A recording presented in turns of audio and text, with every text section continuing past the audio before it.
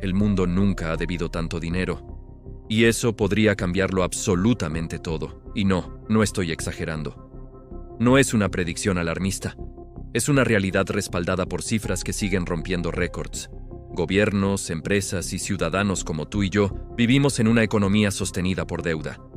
Y sí, durante décadas este sistema ha funcionado. Pero hoy, la gran pregunta ya no es cuánto debemos, sino cuánto tiempo más puede sostenerse. Estamos frente a una montaña de deuda sin precedentes. La deuda global ya supera los $300 billones. Para que te hagas una idea, esto equivale a más de 3 veces toda la producción económica del planeta en un año. Nunca en la historia moderna el mundo había estado tan apalancado.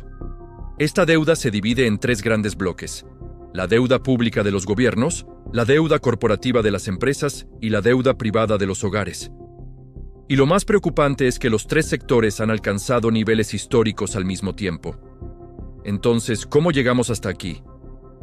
Bueno, este endeudamiento masivo no ocurrió por accidente. Durante décadas, el crédito barato fue el motor del crecimiento global.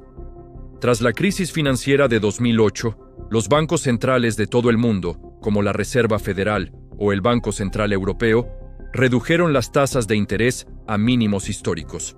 El dinero barato inundó la economía. Pedir prestado era increíblemente fácil, ahorrar dejó de ser rentable y endeudarse se convirtió en la norma. Luego llegó la pandemia. Los gobiernos gastaron billones para evitar un colapso económico total. Las empresas pidieron préstamos masivos para sobrevivir y los hogares se endeudaron para mantener su nivel de vida. El resultado fue una explosión global de deuda que nos trajo a la situación actual. Durante años, instituciones como la Reserva Federal, el Banco Central Europeo y el Banco de Japón mantuvieron esas tasas de interés por los suelos para estimular la economía. Esto permitió financiar déficits públicos gigantes, sostener los mercados financieros e impulsar el consumo y el crédito. Pero ese periodo de dinero, prácticamente gratis, ha terminado. Y ahí es donde empiezan los verdaderos problemas. Para combatir la inflación galopante que vimos en todo el mundo, los bancos centrales subieron las tasas de interés al ritmo más rápido en décadas. Y esto cambió completamente el panorama. Ahora, los gobiernos pagan mucho más por financiar su deuda. Las empresas se enfrentan a costos mucho mayores para refinanciar sus préstamos. Y los hogares ven cómo aumentan las cuotas de sus hipotecas y créditos personales. La deuda no desaparece, simplemente se vuelve mucho más cara. Y cuando el costo sube demasiado, el sistema empieza a tensarse. Muchos países desarrollados están al límite fiscal. Tienen niveles de deuda pública que superan el 100% de su Producto Interno Bruto. Esto significa que deben más de lo que producen en todo un año. El caso de Estados Unidos es especialmente relevante por el tamaño de su economía y el rol del dólar en el mundo, pero el problema no es exclusivo. Europa, Japón y varias economías emergentes enfrentan presiones fiscales cada vez mayores.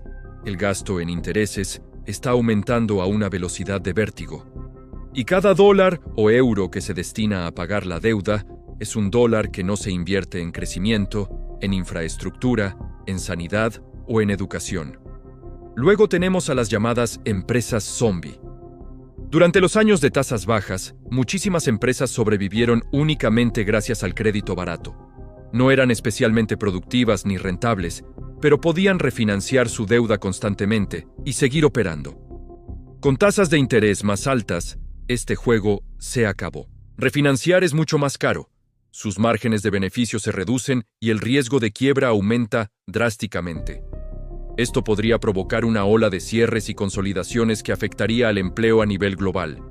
Y mientras los titulares se centran en los gobiernos y los grandes mercados, los hogares enfrentan su propia crisis silenciosa, hipotecas más caras, tarjetas de crédito con intereses récord, préstamos estudiantiles que se acumulan y un costo de vida que no para de subir.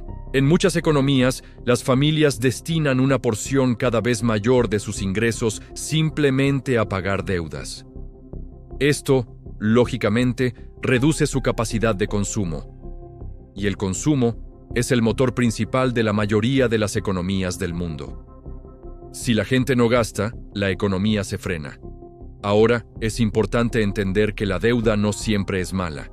Bien utilizada, permite invertir en infraestructuras, financiar la innovación, estimular el crecimiento e incluso suavizar crisis económicas. El problema real aparece cuando la deuda crece mucho más rápido que la capacidad de pagarla. Y eso es precisamente lo que está ocurriendo a escala global en este momento. El riesgo de una crisis de deuda no es igual para todos.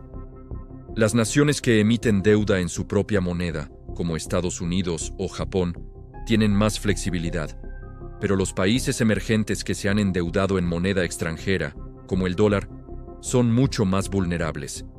Si sus monedas locales se debilitan, su deuda, de repente, se vuelve mucho más pesada y difícil de pagar. Esto ya ha provocado crisis devastadoras en el pasado y, lamentablemente, podría repetirse. Entonces, ¿qué podría desencadenar el punto crítico? Los analistas observan varios factores de riesgo: un periodo prolongado de tasas de interés altas, una recesión global, una crisis bancaria en alguna región importante, el colapso del mercado inmobiliario en una gran economía o nuevas tensiones geopolíticas que afecten el comercio. Una combinación de estos factores podría tensar el sistema financiero global hasta el punto de ruptura. Históricamente, las grandes deudas se han reducido de 4 maneras principales. La primera, a través de un crecimiento económico muy fuerte y sostenido. La segunda, con inflación, que reduce el valor real de la deuda con el tiempo. La tercera, mediante duros ajustes fiscales y recortes de gasto público. Y la cuarta, la más dolorosa, a través de reestructuraciones o impagos directos, es decir, no pagar la deuda. Ninguna de estas opciones es fácil. Todas tienen costos sociales y económicos, y muchas veces, los países terminan aplicando una combinación de varias. Hablemos un poco más del factor inflación. La inflación es como una solución silenciosa y sigilosa para la deuda. Reduce su valor real con el tiempo, lo que significa que los gobiernos pagan sus viejas deudas con dinero que vale menos.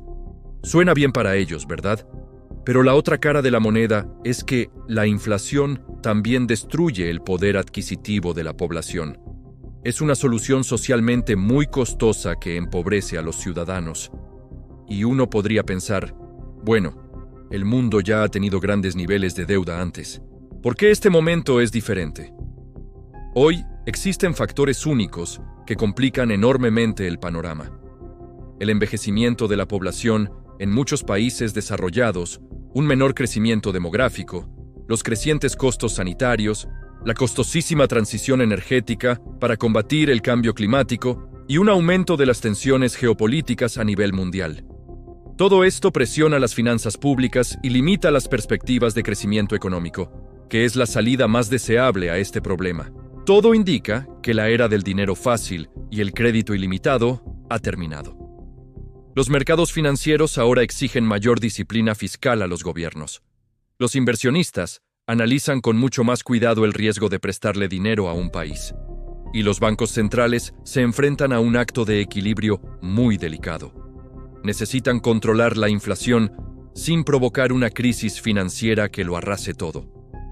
La bomba de la deuda global probablemente no explotará mañana, pero el sistema está entrando en una zona de alta vulnerabilidad.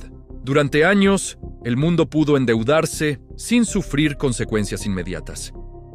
Ese periodo está llegando a su fin, y los ajustes, cuando finalmente llegan, rara vez son suaves o indoloros. El mundo nunca debió tanto dinero, y ahora, el costo real de esa deuda está comenzando a sentirse en nuestros bolsillos y en la economía global. Lo que ocurra en los próximos años no solo definirá el rumbo de las economías, definirá el futuro financiero de una generación entera. Porque cuando el crédito es lo que sostiene al mundo, cualquier cambio en su equilibrio, por pequeño que sea, puede cambiarlo todo. Gracias por acompañarme en este análisis. Si te ha parecido interesante, no olvides darle a like, suscribirte y activar la campanita para no perderte los próximos videos. ¡Hasta la próxima!